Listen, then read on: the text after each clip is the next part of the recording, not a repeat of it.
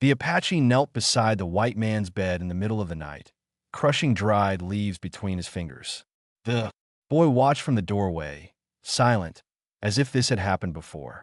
As if he knew. The rancher's fever burned so hot that sweat soaked through the blankets. Yet his hand reached out not to push the stranger away, but to grip his wrist with desperate familiarity. Outside, 3 horses stood tied to the fence. 2 belonged to the rancher. The third bore markings no white man in this territory would ride near willingly. And when the Apache spoke, his words came in perfect English. "You should have called for me sooner." The boy didn't flinch. The rancher didn't explain. Whatever connected these 3 had roots deeper than this night. Nolan Riggins had been dying for 6 days. The fever came suddenly, violently, like something waiting beneath his skin, finally clawing its way out. He'd sent Daniel to the creek that morning, told him to gather water and stay there until the sun moved past the tallest cottonwood. The boy obeyed without question.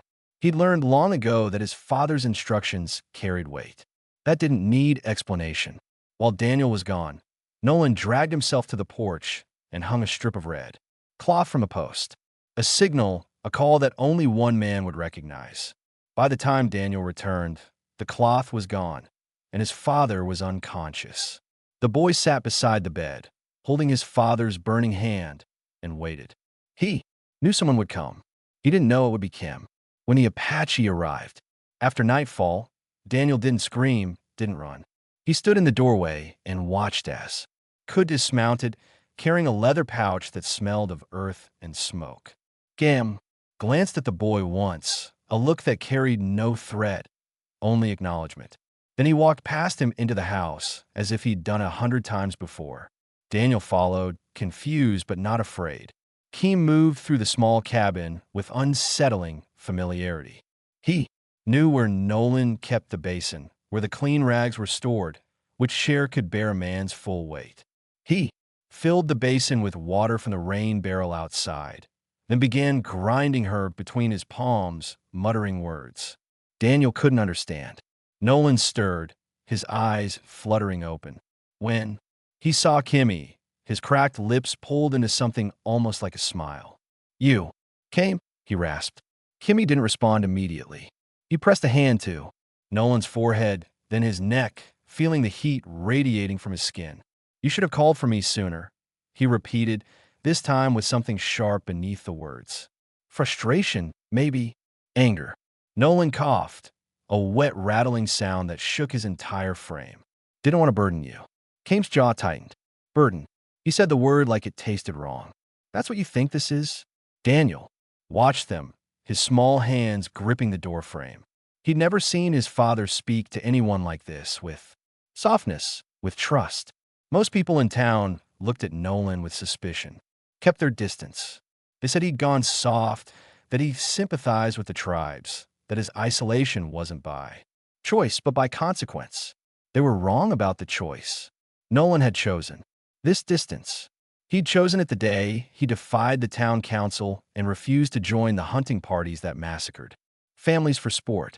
He'd chosen it the day Kay saved his life and he returned the favor by hiding 3 Apache women from a lynch mob in his cellar. Choices like that don't buy you friends, they buy you loneliness. And now, as Nolan lay dying, the only person who came when he called was the man the town would kill him for knowing. Kim worked in silence, pressing damp cloth soaked in herbal water to Nolan's chest and forehead. The rancher's breathing slowed, steadied slightly. Daniel crept closer, watching. The Apache's hands move with practiced precision. "Is he going to die?" the boy asked, his voice barely above a whisper. Kim stopped. He didn't look at Daniel, but his shoulders stiffened. "Not tonight," he said finally. It wasn't a promise. It was a delay. Nolan's hand shot out again, catching Kim's wrist with surprising strength for a dying man. "We need to talk," he whispered, his eyes burning with something more than fever. Before it's too late, Kim met his gaze and something unspoken passed between them. Something heavy. "Then talk," Kim said quietly.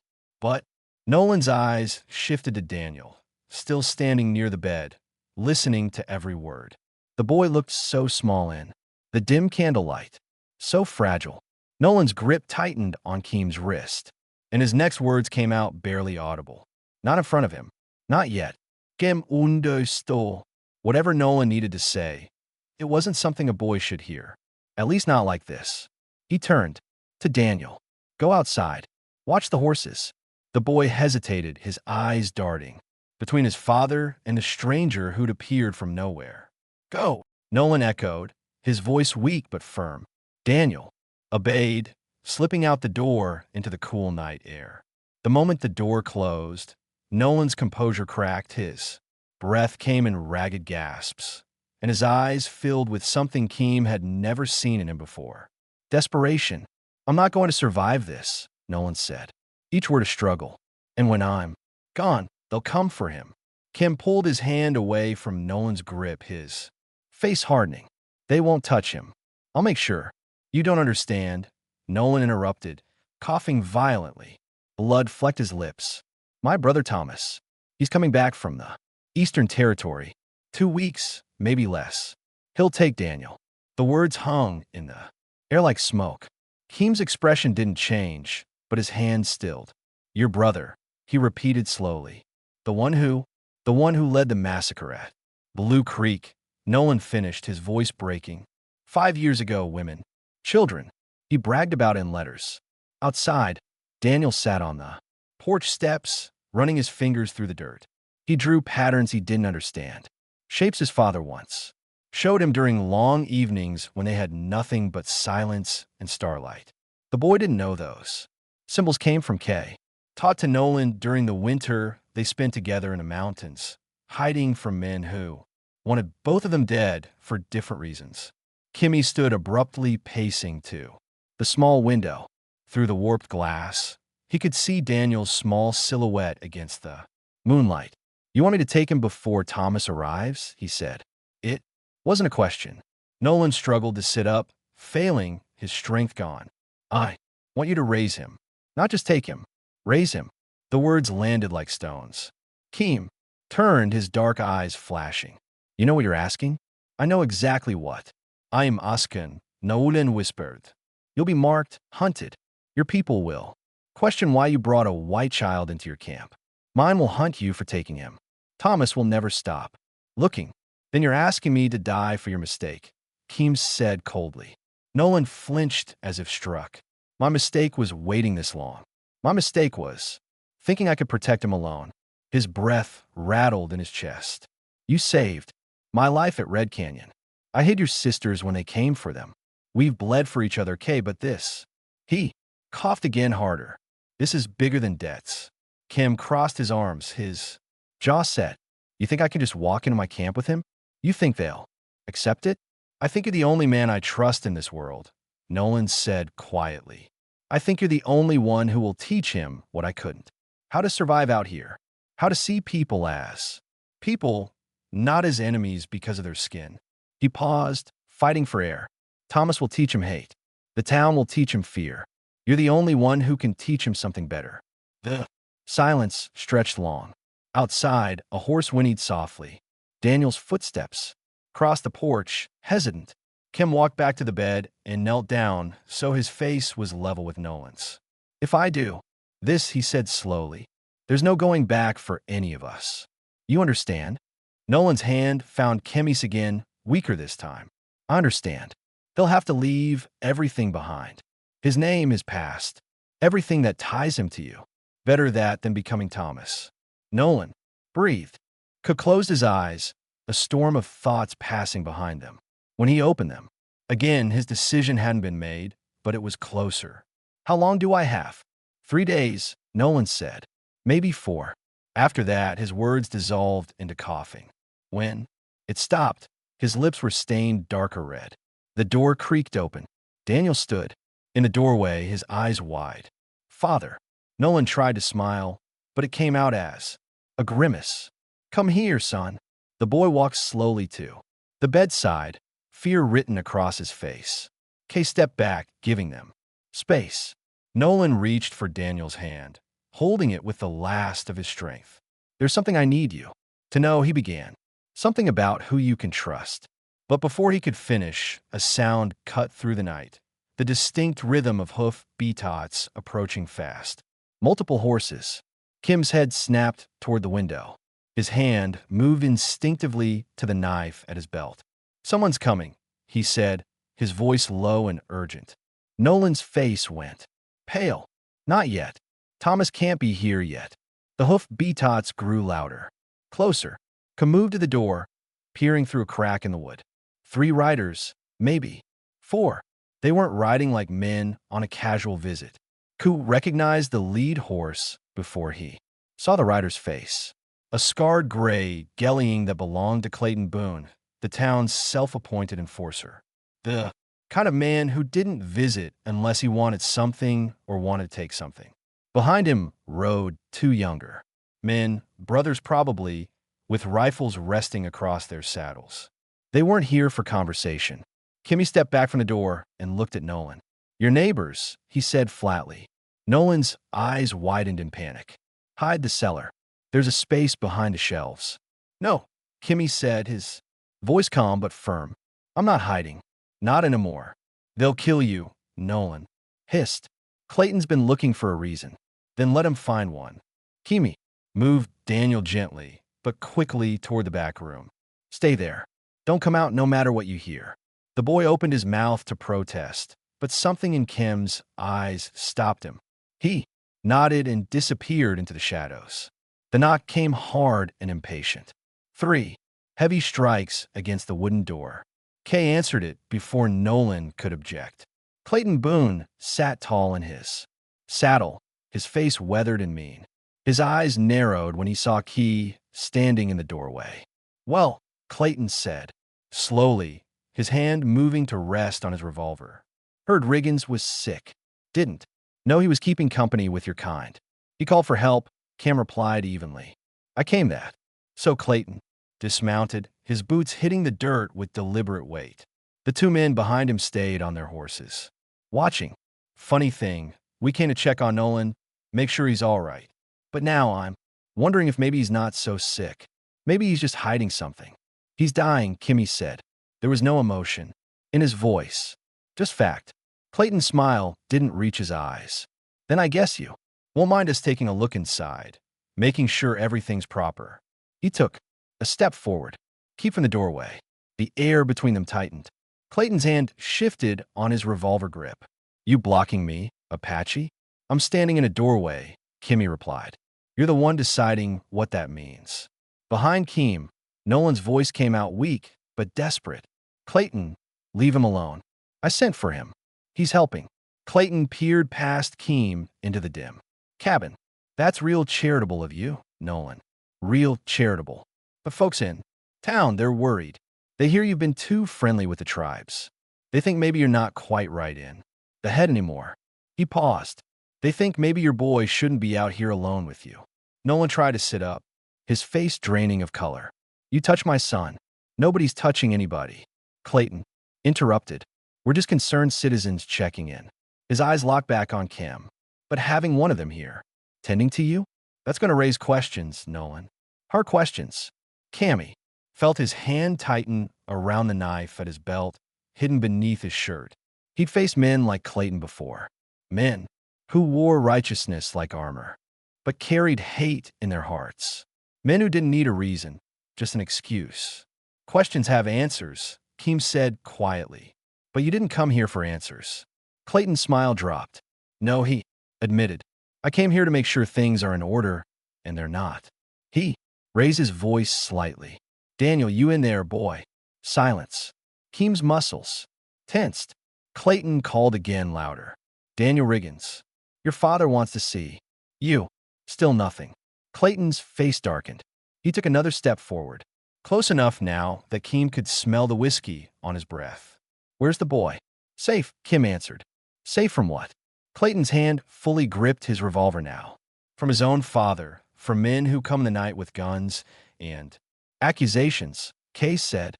The 2 mounted men shifted in their saddles. One raised his rifle slightly, not aiming yet, just ready.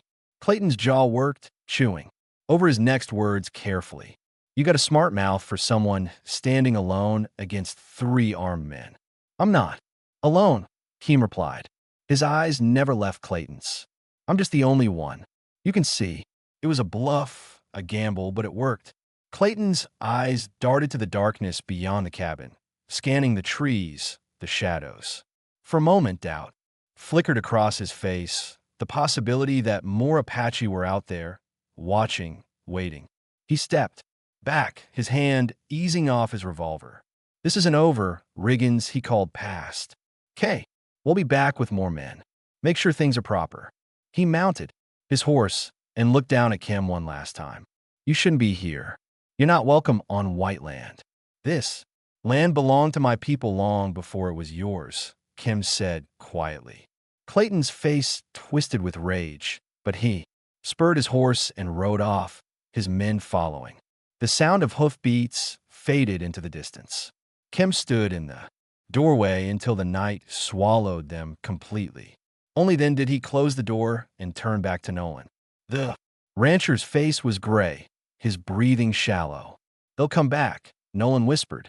"With more next time." His words broke into coughing. Couldn't help beside him. "How long? Before Thomas arrives?" 10 days, maybe less. Nolan's hand grabbed Ku's wrist with surprising desperation. "You have to take him tonight." Kim stared at Nolan, the weight of those words settling into his chest like stones. "Tonight," repeated. "You're asking me to take him away from his dying father, to steal him in the dark like a criminal. I'm asking you to save him," Nolan said, his voice barely a whisper. "There's a difference." He struggled to breathe, each word costing him. "Clayton will return with the town council. They'll declare me unfit. They'll take Daniel and hand him over to Thomas when he arrives." And then he couldn't finish. He didn't need to. Kimmy called for Daniel. The boy emerged from the back room, his face pale, eyes red from crying he'd tried to hide. He'd heard everything through the thin walls. The threats, the danger, his father's desperation. "Come here, son," Nolan said softly. Daniel approached slowly, each step heavier than the last. When he reached the bedside, Nolan took his small hand in. Both of his. "Do you remember what I taught you about the stars?" Daniel nodded, confused. "You said they guide people home." "That's right," Nolan said, managing a weak smile. "But sometimes home isn't a place. Sometimes it's a person. Someone who keeps you safe when the world turns dark." His eyes moved to Kim, then back to Daniel. "I need you to go with Kim tonight, and I need you to trust him the way I do." The boy's face crumpled. "But you need me here. You're sick. I need you alive more. Then I need you here." Nolan interrupted gently. His grip tightened on Daniel's hand. "Your Uncle Thomas is coming. He's not a good man, Daniel. He'll try to make you like him. Angry, full of hate. I can't let that happen." Tears streamed down Daniel's face. "I don't want to leave you. I know." Nolan's own eyes filled. "But sometimes love means letting go." He looked at Kimmy. "He'll teach you things I never could. How to survive, how to be strong, how to see the world with clear eyes." Daniel shook his head violently. "No, I'll stay. I'll protect you from Clayton. And you're 8 years old," Nolan said, his voice breaking. "You can't protect anyone yet, but one day you will. Cammy will make sure of it." He pulled something from beneath his pillow, a small leather pouch, worn and stained. He pressed it into Daniel's palm. "This belonged to my father and his father before him. Inside is everything. You need to remember who you are, where you came from." "But Daniel," he paused, making sure the boy was listening. "Who you become is your choice. Not mine. Not Thomas's. Yours." Ku stood silent, watching the scene unfold. His jaw was tight, his hands clenched. He'd made impossible choices before, but nothing like this. Taking a child from his dying father, becoming responsible for a life that wasn't his, risking everything he knew for a promise made in darkness.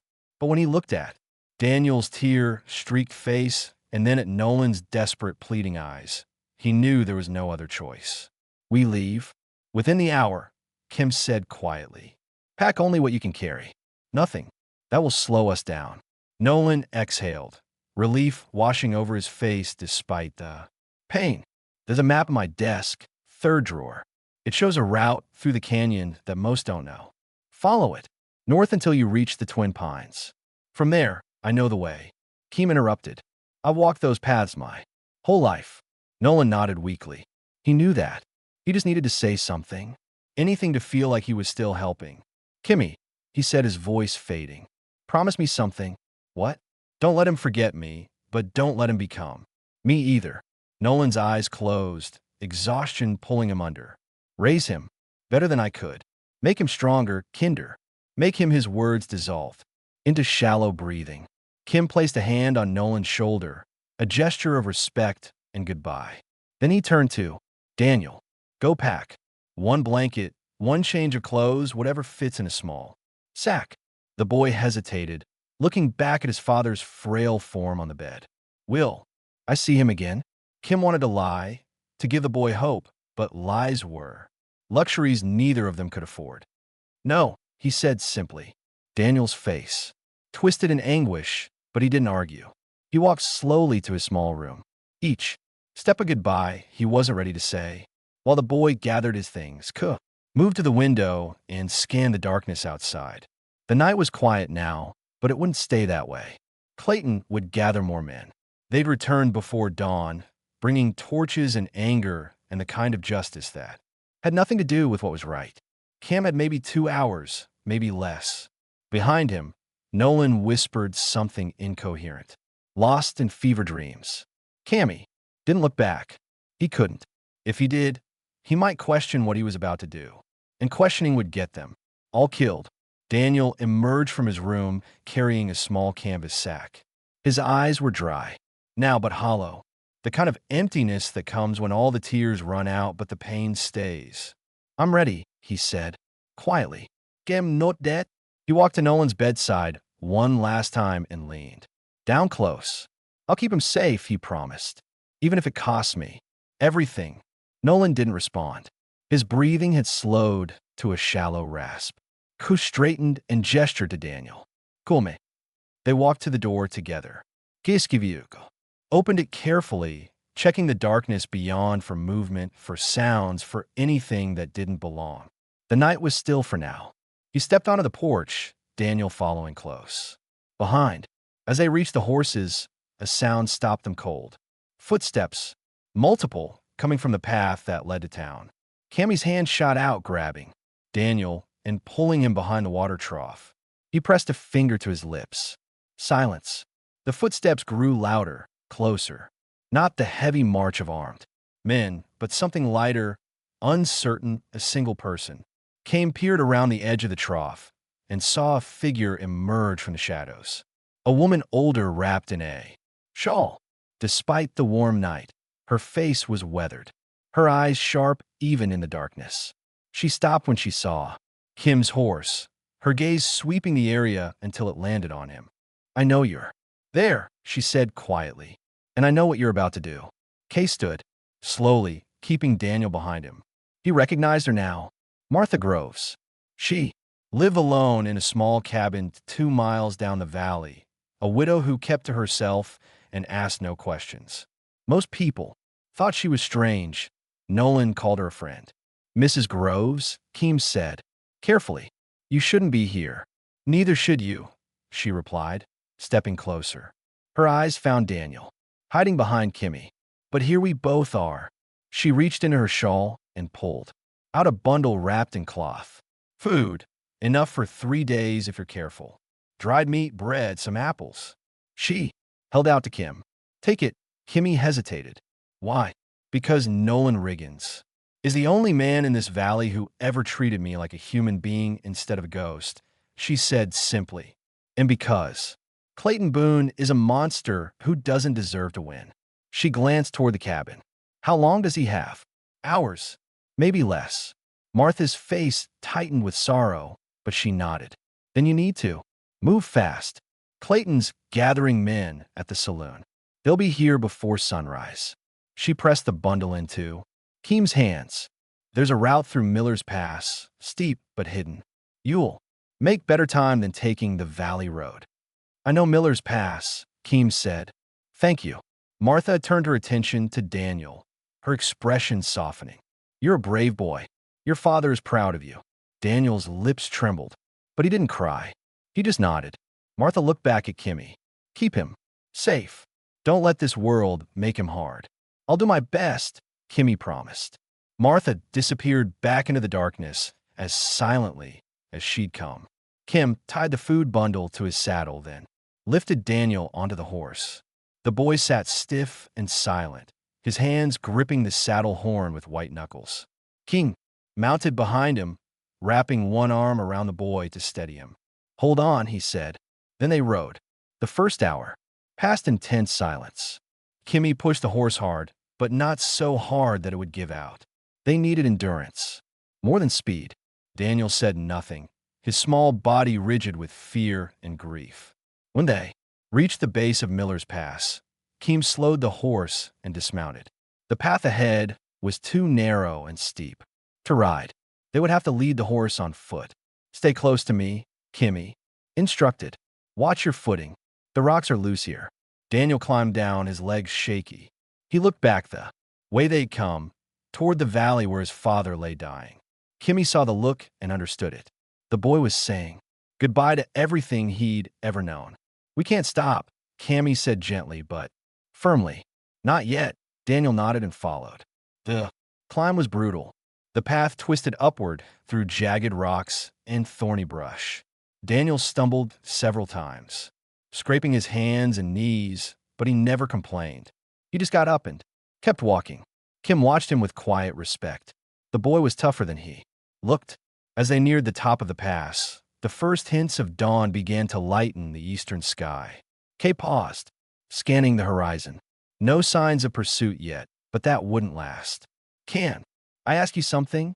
Daniel's voice was small, barely audible over the wind. Kim glanced down at him. Ask. Why did my father trust you? The question hung in the air. Kim considered his answer carefully. Because I saved his life once, and he saved Mine. How? That's a long story, Kim said. One I'll tell you when we're safe. Daniel was quiet for a moment. Then my father said you'd teach me. Things. What things? Kimmy started walking again, leading the horse up the final stretch of the pass. How to survive. How to read the land. How to know when someone is lying and when they're telling the truth. He paused. How to choose what kind of man you want to be. They crested the ridge just as the sun broke over the mountains. The view was vast, rolling hills covered in scrub and pine stretching endlessly toward the north. Somewhere out there was Kuz camp. Safety, or at least the closest thing to it. Daniel stared at the expanse before them, his face unreadable. It's big, he said quietly. Yes, Ku agreed. And dangerous, but you're not alone. He placed a hand on the boy's shoulder. You're not alone anymore. They began their descent down the far side of the pass. Behind them, the valley disappeared from view. Ahead, the unknown stretched out like a challenge. And somewhere in that unknown, Kane knew were men who would kill them both if given the chance. But for now, they had distance. They had time. And they had each other. As they walked, Kay said something on the horizon. Smoke rising, in thin columns from somewhere to the west. Too much smoke to be a campfire. Too deliberate to be an accident. Daniel saw it too. What is that? Guys, you've tightened. He knew exactly what it was. Trouble, he said quietly. The kind that finds us no matter how fast we run. Kay veered east away from the smoke, guiding the horse through dense brush that scratched at their legs. Daniel kept looking back, his face tight with worry. Is that my house? He asked, his voice hollow. Kim didn't answer immediately. He'd seen enough fires to know the difference between a cooking flame and destruction. This was destruction. Probably, he said finally. There was no point in lying. The boy deserved truth, even when it hurt. Daniel's hands gripped the saddle tighter. Did they? Did my father? He was already dying, Kim said firmly. Whatever happened there, he didn't feel it. It was a small mercy, possibly a lie, but one the boy needed to hear. They rode in silence for another hour, putting distance between themselves and the smoke. The land grew rougher, rockier, fewer trees, more open. Space that left them exposed. Kim didn't like it, but there was no other route that wouldn't take them days out of their way. By midday, they stopped at a narrow creek to water the horse and rest. Daniel sat on a flat rock, staring at the water flowing past. He hadn't eaten anything Martha packed. Kimmy crouched beside him and unwrapped the bundle. "Eat," he said, offering dried meat. Daniel shook his head. "I'm not hungry." "You'll eat anyway," Kim insisted. "Your body needs fuel. Grief doesn't change that." The boy took the meat reluctantly and chewed without tasting. After a few bites, he spoke. "Again, where are we going exactly?" "North," Kim said. "To my people, and they'll just accept me." Daniel's voice carried doubt. Maybe fear. Kim considered his answer. "No, they won't. Not at first." "Then why are we going?" "There? Because it's the only place Clayton and your uncle can't follow without starting a war." Kimmy drank from the creek, then splashed cold water on his face. "My people don't trust white settlers. They have good reasons. You being there will be complicated." Daniel set down the meat, his appetite gone.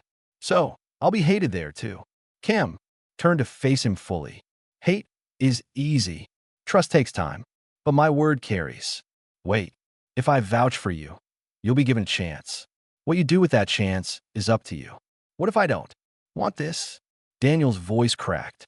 "What if I just want to go home?" "Your home is ash," Kim said bluntly. "And the men who burned it are hunting us. You don't have the luxury of wanting things anymore. You have to survive first. Want comes later." The harshness of the words hit Daniel like a slap, but Kimmy didn't soften them. The boy needed to understand the reality they were living in. Kindness without truth was just another way to fail him. They resumed their journey as the sun climbed higher. The heat pressed down like a weight. Daniel's face grew red and slick with sweat, but he didn't complain. CA respected that the boy was learning. Around mid-afternoon, CI spotted something that made him pull the horse to an abrupt stop. Tracks fresh ones.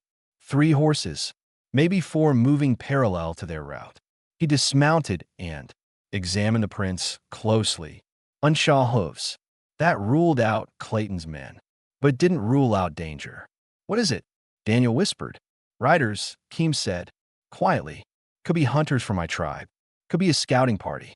Could be something else. Are we in danger?" "We're always in danger." Kim remounted and adjusted their direction slightly west, away from the tracks. But as they rode, he couldn't shake the feeling they were being watched. The land felt too quiet. No birds, no small animals rustling in the brush, just stillness. An hour later, the feeling proved correct. 3 riders appeared on a ridge ahead, silhouetted against the sky. They weren't moving, just watching. Kimmy recognized the way they sat on their horses, the way they held themselves. Apache from his own band. He raised his right hand, palm forward in a gesture of peace. One of the riders returned it. Slowly, the 3 descended the ridge and approached. As they drew closer, Kimmy recognized the lead rider, Takakota, his cousin, a man known for his sharp instincts and sharper tongue. Takakota's eyes swept over Kimmy, then locked onto Daniel, his expression darkened. "What have you done?" he said in their language. Corresponded in the same tongue. "What I had to you brought a white child into our territory." Takakota said, his voice cold. "Do you understand what this means?" "I understand exactly what it means." Takakota's horse shifted, sensing tension. "The council won't accept this. Nasha will demand answers. You'll be questioned. Maybe worse. Then I'll give them answers," Kimmy said calmly. Takakota glanced at Daniel again, his expression unreadable. "Is he worth it? Worth risking everything?" Kimmy met his cousin's eyes without flinching. "Yes." The 2 men stared at each other in a silent battle of wills. Finally, Takakota looked away. "Then you're a fool," he muttered. He gestured to the other 2 riders. "We'll escort you to camp, but I can't promise what happens when we arrive." "I'm not asking for promises," Kimmy replied. "Just passage." Takakota nodded curtly and turned his horse north. Kimmy followed. Daniel pressed close against him. The boy didn't understand the words that had been spoken, but he understood the tone. They were riding towards something uncertain, something dangerous, and there was no turning back. The Apache camp emerged from the landscape like it had always been there, hidden in a shallow valley surrounded by rock formations that served as natural walls. Dozens of shelters made from animal hides and wooden frames dotted the space. Smoke from cooking fires drifted upward in lazy spirals. Children ran between the shelters, their laughter stopping abruptly when they saw the approaching riders. Faces turned, voices rose in surprise and anger. Daniel felt every eye on him, sharp as arrows. He pressed closer to Ku, his heart hammering in his chest. Takakota led them to the center of camp, wherein older man sat outside the largest shelter. His hair was white, his face deeply lined, but his eyes were sharp and alert. This was Nasha, the elder who held authority here. Nasha stood slowly. As they approached, his gaze moving from Kame to the white child seated in front of him. His expression revealed nothing. Kay dismounted and helped Daniel down. The boy's legs were shaky from hours of riding, but he forced himself to stand straight. Nasha spoke in Apache, his voice calm but carrying weight. Explain this. Kim stepped forward, his posture respectful but not submissive. His name is Daniel. His father was Nolan Riggins, a friend. He's dead now. Before he died, he asked me to protect his son, to raise him. And you agreed. Nasha said. It wasn't a question. I did. A woman emerged from a nearby shelter, her face hard with anger. She spoke rapidly, her words sharp. Kay responded, his tone firm but measured. The exchange grew heated. Daniel understood none of it, but he recognized conflict when he heard it. Other tribe members gathered, forming a circle around them. Some faces showed curiosity, others showed hostility. A younger warrior stepped forward, his voice loud and aggressive. He pointed at Daniel, then at Kay, his meaning clear, even without translation. This boy doesn't belong here. You brought danger to us all. Kim's response was quiet but cutting. The warrior's face flushed with anger, and his hand moved to the knife at his belt. Nasha raised one hand, and the warrior froze. Silence fell over the camp. Nasha studied Daniel for a long moment, his eyes reading the boy like a book. Does he speak? Ku translated the question. Daniel nodded. Yes, sir. Nasha's eyebrow raised slightly at the polite address. He gestured for Daniel to approach. The boy hesitated, glancing at Kimmy. Kimmy gave a small nod of encouragement. Daniel walked forward, his legs feeling like water. Nasha crouched down so he was at eye level with the child. Why should we let you stay? He asked in slow, deliberate English. Daniel's throat was dry. He searched for the right words, knowing that whatever he said next might determine whether he lived or died. Because I have nowhere else to go, he said finally, his voice small but steady. And because Keem promised my father he'd keep me safe, he keeps his promises. Nasha's expression didn't change, but something flickered in his eyes. Respect, perhaps, or recognition. Your people have taken much from us. Land, lives, dignity. Why should we give you sanctuary? Daniel didn't know how to answer that. He was 8 years old. He didn't understand politics or history or the weight of violence between peoples. He only knew his own truth. I didn't take anything from you, he said quietly. I'm just a kid and I'm scared. The honesty in his words seemed to shift something in the air. Nasha straightened and turned to Kim. They spoke again in Apache, their conversation lasting several minutes. The crowd watched restless. Finally, Nasha raised his voice, addressing everyone. His words were clear and authoritative. When he finished, the response was mixed. Some nodded in acceptance. Others turned away in disgust, but no one challenged him openly. Nasha looked at chemistry. He can stay, but he is your responsibility. Anything he does, any trouble he brings falls on you. If he breaks our trust, you will both face the consequences. Do you accept these terms? Ido Kai said without hesitation. Nasha nodded slowly. Then teach him our ways. Make him understand what it means to live here and pray that the white men who hunt him don't find this place. He turned and walked back into his shelter. The matter settled. The crowd began to disperse, though many cast hostile glances at Daniel as they left. Takakota approached Ku, his expression grim. You've made powerful enemies today within the tribe and outside it. I know, Ku replied. Takakota shook his head. I hope he's worth it. He walked away, leaving Kim and Daniel standing alone in the center of camp. Daniel looked up at Kim, his eyes wide and uncertain. What happens now? Cammy placed a hand on the boy's shoulder. Now we prove them wrong. He led Daniel toward a smaller shelter at the edge of camp, away from the others. As they walked, Daniel noticed people, watching them with distrust and anger. One woman spat on the ground as they passed. A child threw a small rock that hit Daniel's leg. Ka said nothing, just kept walking. When they reached the shelter, Ka ducked inside and Daniel followed. It was simple. A few blankets, a small fire pit, some tools and supplies, nothing more. This is home now, Kay said. Daniel sat down on one of the blankets, exhaustion finally catching up to him. For how long? As long as it takes, Kay replied. For them to trust you. For you to understand their language, their ways, their pain. He crouched beside the boy. Your father asked me to raise you better than he could. That means teaching you things that will be hard, things that will hurt. Are you ready for that? Daniel thought of his father pale and dying in that small cabin. He thought of the smoke rising from his burned home. He thought of the long ride through hostile territory and the faces of people who hated him for something he didn't do. I don't have a choice, he said quietly.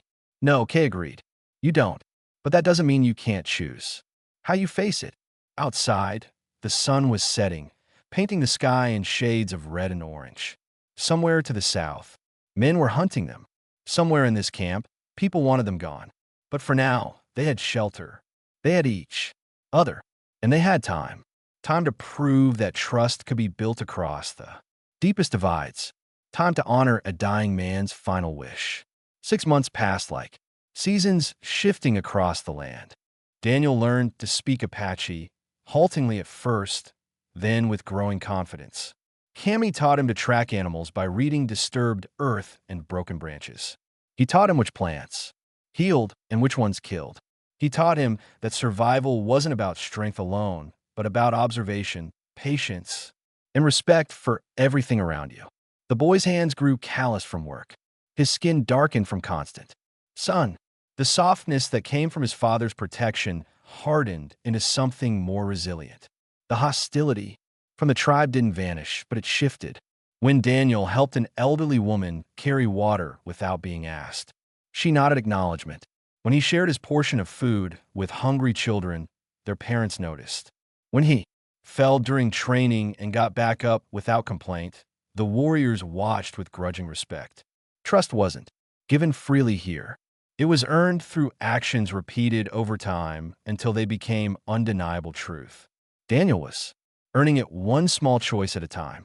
One afternoon, Takakota approached Kay, while Daniel practiced with a bow under the supervision of a younger warrior. There's news from the south, Takakota said quietly. Clayton Boone is dead, killed in a dispute with another settler over land. Kame's expression didn't change. And Thomas Riggins. He came looking for the boy, spent 2 weeks searching. When he found nothing, he returned east. Some say he's given up. Others say he's just biding his time. Takakota paused. Either way, the immediate danger has passed. Kay watched Daniel release an arrow. It missed the target, but not by much. The boy was learning. Danger is never really past. Kim said, it just changes shape. That evening, Cammy took Daniel to a high ridge overlooking camp. The sun was setting, painting everything in gold and crimson.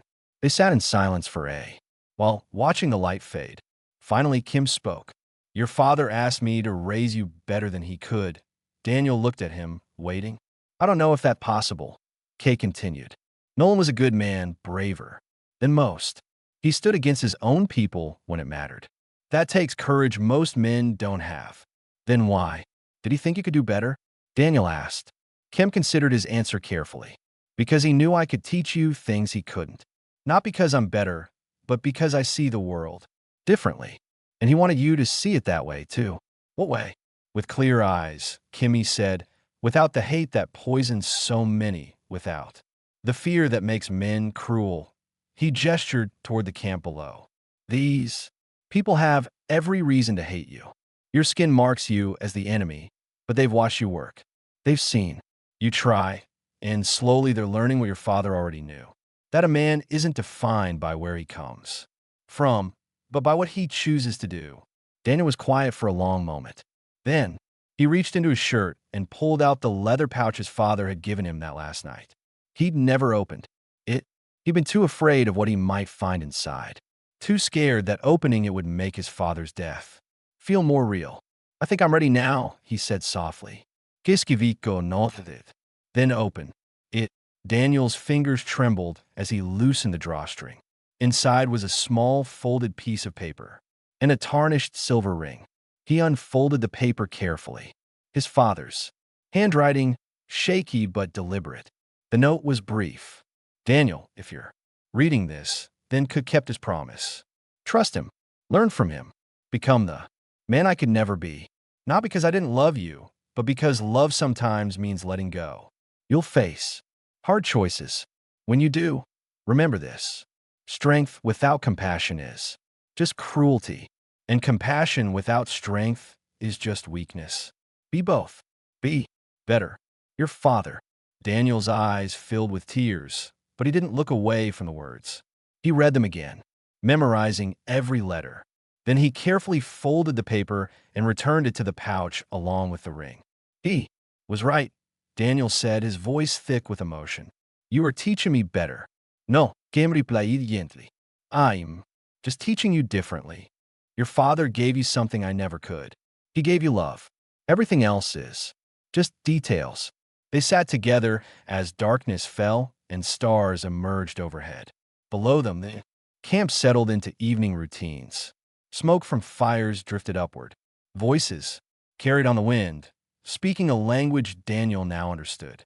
This was his home now, not the one he was born into, but the one he'd been given through sacrifice and trust. Months would turn to years. Daniel would grow into a young man, shaped by two worlds, belonging fully to neither, but carrying the best of both. He would become a bridge between peoples who saw each other as enemies. He would honor his father's memory, not by avenging his death, but by living the kind of life Nolan had dreamed of but couldn't quite reach. And Kebe would watch him grow, knowing that sometimes the hardest promises to keep are the ones that cost you everything and give you nothing in return except the knowledge that you did what was right. The dying rancher's final wish had been fulfilled. His son was safe. His son was learning. His son was becoming something better than either of them could have imagined. And in the end, that was enough. If you enjoyed this story, click the video on your screen now to watch another unforgettable tale from the frontier, where courage and sacrifice shape destinies in ways you never expected. Don't forget to subscribe and consider leaving a super chat to help us keep bringing you more stories like this one. Your support means